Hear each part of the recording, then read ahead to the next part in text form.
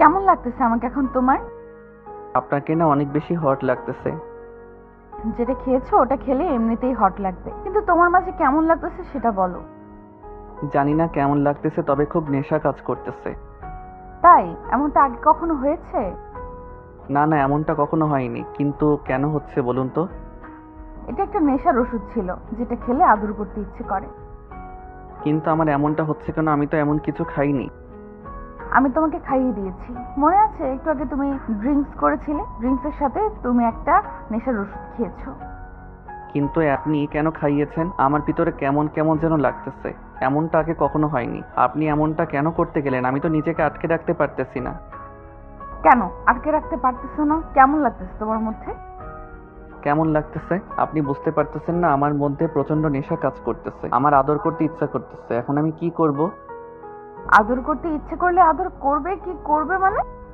কিন্তু কাকে? আমি তো কাউকে দেখতে পাচ্ছি না। প্লিজ, আপনি এমনটা কেন করলেন আমার সাথে? আমার তো এখন অনেক খারাপ লাগতেছে। আমার মনে হচ্ছে আমি শেষ হয়ে যাব। তুমি কি আমাকে দেখতে পারছো না? আমি তো তোমাকে প্রচন্ড পরিমাণে ভালোবাসি, তোমাকে কাছে পেতে চাই, তুমি আমাকে আদর করবে। ম্যাডাম, আপনি এসব কি বলতেছেন? আপনি তো আমার অফিসের ম্যাডাম। আপনার সাথে এগুলো হয় নাকি? আমি এগুলো করতে পারবো না। প্লিজ, আপনি এমন কিছু করতে বলবেন না। কেন করতে পারবে না? কিসের জন্য পারবে না? আমি তো তোমাকে ভালোবাসি। নাকি আমি দেখতে খারাপ? আমার ফিগারটা কি খারাপ বলো, যেটা তোমার, যে তুমি পছন্দ করো না? না, আপনি দেখতে অনেক সুন্দর। আপনাকে যে কেউ পেতে চাইবে, ভালোবাসতে চাইবে। তাহলে তুমি কেন করতে পারবে না? তুমি আমাকে ভালোবাসো, তাহলে তোমার আমাকে ভালোবাসতে ইচ্ছে করে না? কাছে পেতে ইচ্ছে করে না? কিন্তু ম্যাডাম, এগুলো চাইলেও তো হবে না। আপনি তো আমার অফিসের বস। আপনার সাথে এগুলো করলে আপনি আমার চাকরিটা খেয়ে নেবেন। প্লিজ, আপনি হয়তো আমাকে মায়াতে ফেলে কিছু একটা করতে চাইছেন। আমি জানি যে আপনি আমাকে পছন্দ করেন না। আপনি আমাকে অফিস থেকে তাড়িয়ে দেওয়ার জন্য এরকম একটা নাটক করতে চাইছেন, তাই তো? এগুলো যদি করতে নাই পারবে, তাহলে আমার উপর শুয়ে আছো কেন? উঠে যাও, দেখি তুমি কি করে চলে যেতে পারো। ঈশানের মধ্যে প্রচন্ড পরিমাণে নেশা কাজ করতেছে, কিন্তু ঈশান না চাইলেও কেন জানি মায়ার ওপর থেকে উঠতে পারতেছে না। মায়ার মায়াবতী চোখের দিকে তাকিয়ে একদম ডুবে গেছে। ঈশান এবার নিজেকে ছাড়িয়ে নেওয়ার চেষ্টা করলে মায়া ঈশানের শার্টের কলার ধরে ওকে টেনে ধরলো আর বলতে লাগলো, ঢং করো না তো। তুমি এদিকে ওদিকে যে কার সাথে উল্টাপাল্টা কিছু করে ফেলবে তার ঠিক নেই। তার থেকে না হয় তুমি আমাকে আদর করো। আমি কথা দিচ্ছি, আমি তোমার সাথে যতই রাগ দেখাই না কেন, এসব বাইরে কাউকে বলবো না। কিন্তু কেন? আপনি তো আমাকে ভালোবাসেন না। আমাদের বিয়ে হয়নি, বিয়ের আগে এসব করা ঠিক না, আপনি জানেন না? বিয়ে হয়নি তাতে কি হয়েছে? হবে। তাছাড়া তুমি কি কাউকে বিয়ে করেছো নাকি যে বাসায় গিয়ে বউকে আদর করবে? তাছাড়া তোমার নাকি আদর করতে ইচ্ছে করছে, তার উপর আমি তো তোমাকে ভালোবাসি। তুমি আমাকে না বাসলে কি হবে? আপনারও আমার মতো ইচ্ছা করছে নাকি? আপনি তো আমাকে আদর করতে দিবেন না। আপনি শুধু শুধু মিথ্যা বলতেছেন। কেন এমন করতেছেন বলেন? আমি আপনার সাথে এমন কিছু করলে আমি জানি আপনি আমাকে চাকরি থেকে বের করে দিবেন, তাই না? আরে বাবা, এমনটা কেন হবে? তুমি তো শোনোনি, তুমি আমাকে একটুও বোঝার চেষ্টা করো না। তুমি জানো আমি তোমার উপর সব সময় রাগারাগি মান অভিমান কেন করি? সব সময় তোমাকে মেয়েদের থেকে দূরে রাখার চেষ্টা কেন করি? এত কেয়ারিং কেন দেখাই বলো? কারণ ম্যাডাম, আপনি আমাকে পছন্দ করেন না, সহ্য করতে পারেন না। অন্য কোনো মেয়ের সাথে দেখলে জেলাস ফিল করেন, ওই জন্য। একটা মেয়ে একটা ছেলেকে অন্য মেয়ের সাথে দেখে জেলাস ফিল কখন করে তুমি জানো না? হ্যাঁ জানি। কাউকে ভালোবাসলে, অনেক বেশি পছন্দ করলে, নিজের জীবনের থেকে বেশি ভালোবাসলে এমনটা করে। তাহলে কি আপনি? হ্যাঁ, আমি তোমাকে প্রচন্ড পরিমাণে ভালোবাসি, থাকতে পারবো না তোমাকে ছাড়া। তোমাকে অনেক বোঝানোর চেষ্টা করেছি, তোমার সাথে রাগারাগি এই জন্যই করি যেন তুমি অন্য মেয়েগুলোর সাথে কথা বলার সময় সুযোগ না পাও। ম্যাডাম, ওই জন্যই কি আপনি সবসময় আমাকে চোখে চোখে রাখেন? বাসায় যাওয়ার পরও আমার সাথে এরকম রাগারাগি করেন? আমি কোথায় কি করি খোঁজ খবর রাখার চেষ্টা করেন? হ্যাঁ, ওই জন্যই তোমাকে ভালোবাসি, কিন্তু তুমি সেটা বুঝতে পারো না। তুমি আমার ভালোবাসাটা বোঝার চেষ্টাই করো না। ঈশান, আমি কি দেখতে খারাপ বলো? আমাকে কি একটুও ভালোবাসা যায় না বলো? ম্যাডাম, আপনি মন খারাপ করবেন না। আমি তো বলতেছি আপনি দেখতে অনেক সুন্দর। যে কোনো ছেলে দেখলে মাথা নষ্ট হয়ে যাবে, আপনাকে আদর করতে চাইবে। তাহলে তোমার ইচ্ছা করতেছে না? তোমাকে তো আমি নেশার ওষুধ খাইয়ে দিয়েছি, তাহলে তুমি আমাকে আদর করতে পারতেছো না কেন? আসলেই ঈশান মায়া ম্যাডামের থেকে অনেক নিজেকে আটকে রাখার চেষ্টা করতেছে, কিন্তু মায়া ম্যাডাম আজকে নিজের মায়ায় ঈশানকে আটকে ফেলেছে আর এমন একটা নেশার ওষুধ ওকে খাইয়ে দিয়েছে যার জন্য ঈশান চাইলেও দূরে সরে যেতে পারছে না। ঈশান কেন জানি নিজেকে আটকে রাখতে পারতেছে না। মায়ার মায়াবী ঠোঁট জোড়া দেখে নিজেকে একদম পাগল পাগল মনে হচ্ছে এই বুঝি ওকে আদর করে দিলে অনেক বেশি ভালো লাগতো, কিন্তু তারপরও নিজেকে আটকে রাখার চেষ্টা করছে। আপনারা হয়তো ওদের কথাতে এতক্ষণে বুঝে গেছেন ওদের মাঝে কেমন সম্পর্ক।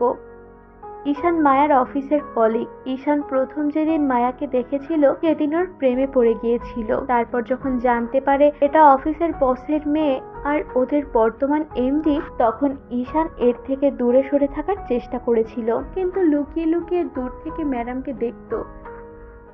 আর মায়া ম্যাডামের চোখ জোড়া এত বেশি মায়াবী ছিল যার জন্য ঈশান ওনার থেকে দূরে থাকতে পারতো না।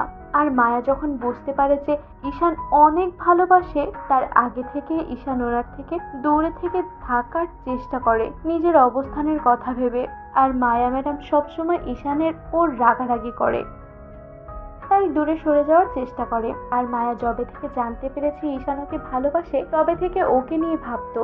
আর ভাবতে ভাবতে একটা সময় এত বেশি ভালোবেসে ফেলেছে, তাই নিজেও বুঝে যায় ঈশানের ছাড়া থাকা কষ্টকর ওর জন্য। তাই ঈশানকে বোঝানোর জন্য চেষ্টা করছিল।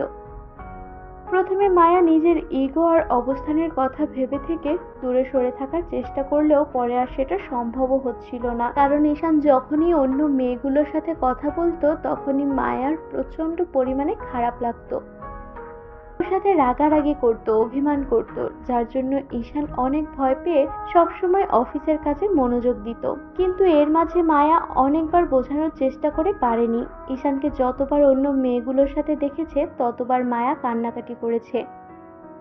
আর ঈশান মায়াকে জিজ্ঞেস করলে ততবার মায়া ওকে রুমে নিয়ে গিয়ে কান্নাকাটি করেছে আর বারবার বলেছে, ঈশান, তুমি না আমাকে একটুও বোঝার চেষ্টা করো না। তোমাকে আমি বোঝাতেই পারি না আমি কি পছন্দ করি আর কি পছন্দ করি না। তারপরও তোমাকে যেসব কাজ করতে বারণ করি সেগুলোই করতে থাকো। ম্যাডাম, আমি কি এমন করলাম যার জন্য আপনি কান্নাকাটি করতেছেন? আমি কোনো অন্যায় করেছি বলেন, নাকি আপনাকে কোনো কারণে কষ্ট দিয়ে ফেলেছি?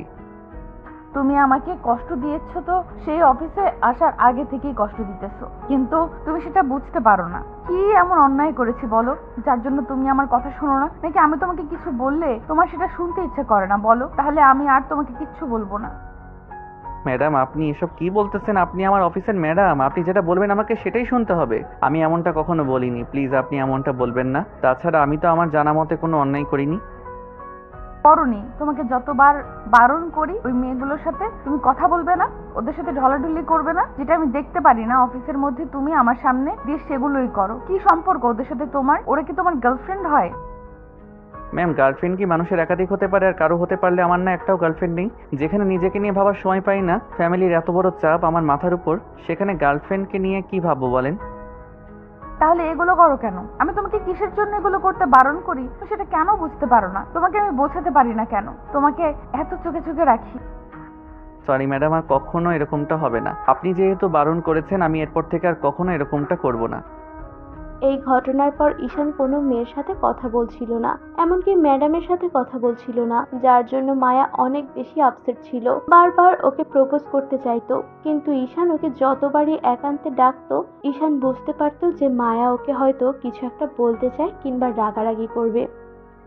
এজন্য ঈশান ওর সাথে তেমন ভাবে দেখা করতো না। মায়া ওকে বলতে গিয়ে লজ্জা পেত, কিন্তু অনেক ভেবেচিন্তে ডিসিশন নেয় ঈশানকে নিজের মায়াতে আটকাতে হবে, কারণ ঈশানকে কয়েকটা দিন আগে অফিসের একটা কলিগ প্রপোজ করেছিল আর অনেক বেশি পাগলামি করতেছিল ঈশানের জন্য, যার কারণে মায়া অনেক বেশি ভয় পেয়ে যায় আর ভাবে যদি ওই মেয়েটার প্রপোজাল অ্যাকসেপ্ট করে নেয় তাহলে মায়াকে কান্না করতে হবে সারা জীবন আর ওর ভালোবাসাটাকে ওর থেকে হারাতে হবে। তো সবাই ভেবেই প্ল্যান করে একটা পার্টির আয়োজন করে। তারপর মায়ার বাসায় সেদিন কেউ ছিল না, ওর আব্বু আম্মু দেশের বাইরে চলে গিয়েছিল বলে মায়া ওর ফ্রেন্ডের সাথে প্ল্যান করে একটা পার্টির আয়োজন করে। তারপর মায়া ঈশানকে ড্রিঙ্কস করিয়ে দেয় আর ড্রিঙ্কসের সাথে নেশার ওষুধ খাইয়েছিল, যার জন্য ঈশানের মাঝে প্রচন্ড পরিমাণে নেশা কাজ করতেছিল। তারপর ঈশান মাথা ঘুরে পড়ে যেতে গেলে মায়া ওকে নিয়ে একটা রুমে যায়, আর তারপর যখনই ঈশানকে শুইয়ে দিতে যাবে তখন ঈশানকে নিয়ে বেডের ওপর পড়ে যায় ইচ্ছা করে। তখন ঈশান গিয়ে ওর ওপরে পড়ে। তারপর মায়া ঈশানকে কি কথাগুলো বললো সেটা তো আপনারা জানতেনই পারলেন। ঈশান ট্যাপ করে মায়ার গোলাপি ঠোঁট জোড়ার দিকে তাকিয়ে আছে। তখন মায়া বলতে লাগলো, কি হলো? এভাবে তাকিয়ে থাকবে? আদর করবে না? চুপ করে আছো যে? না মানে ম্যাডাম, এটা করা ঠিক হবে বলেন? আমি তো আপনাকে ভালোবাসি না, তার উপর আপনি অফিসের বস। আপনার সাথে এসব কিছু করলে আপনি তো প্রেগনেন্ট হয়ে যাবেন। তারপর বিয়ের আগে এমন কিছু হলে তো সবাই আপনাকে অনেক ভুল বুঝবে। আমি তো চাই তোমার বাবুর আম্মু হয়ে যেতে। আর তাছাড়া বিয়ে হয়নি তাতে কি হয়েছে? একটা সময় তো আমাদের বিয়ে হবে। আজকে না হয় তুমি আমাকে বিয়ে করে নেবে, আর না হলে তুমি আমাকে আগে আদর দাও, পরে আমরা এখান থেকে গিয়ে বিয়ে করে নেব, কেমন? আর কে বলেছে তুমি আমাকে ভালোবাসো না? আমি খুব ভালো করেই জানি তুমি আমাকে দূর থেকে লুকিয়ে লুকিয়ে দেখো, আমাকে পছন্দ করো, কিন্তু ভালোবাসো সেটা বুঝতে পারছো না। আমার কান্নাটা যেখানে তুমি সহ্য করতে পারো না, সেখানে আমার কষ্টটা সহ্য করবে কি করে বলো? আমি তোমাকে প্রচন্ড পরিমাণে ভালোবাসি, থাকতে পারবো না তোমাকে ছাড়া। একটু আমাকে বুকে জড়িয়ে নাও। কিন্তু ম্যাডাম, আপনার আব্বু এটা কখনো মেনে নেবে না। আপনার আব্বু আমাকে অনেক দয়া করে এই চাকরিটা দিয়েছিল। এগুলো করলে তো ওরা আমাকে অনেক বেশি ভুল বুঝবে আর চাকরি থেকে বের করে দিবে, তারপর আমাকে বাঁচার মতো অবস্থায় রাখবে না, এই শহর থেকে হয়তো তাড়িয়ে দিবে। আমার আব্বু আম্মুর কি হবে তখন বলেন?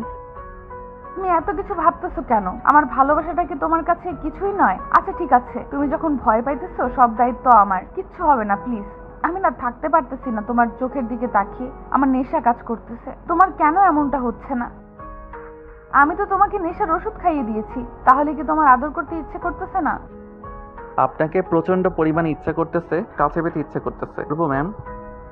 আমি তোমাকে সেই প্রথম থেকেই বলতেছি, কিন্তু তুমি আমাকে শুধু কথা বাড়াচ্ছ।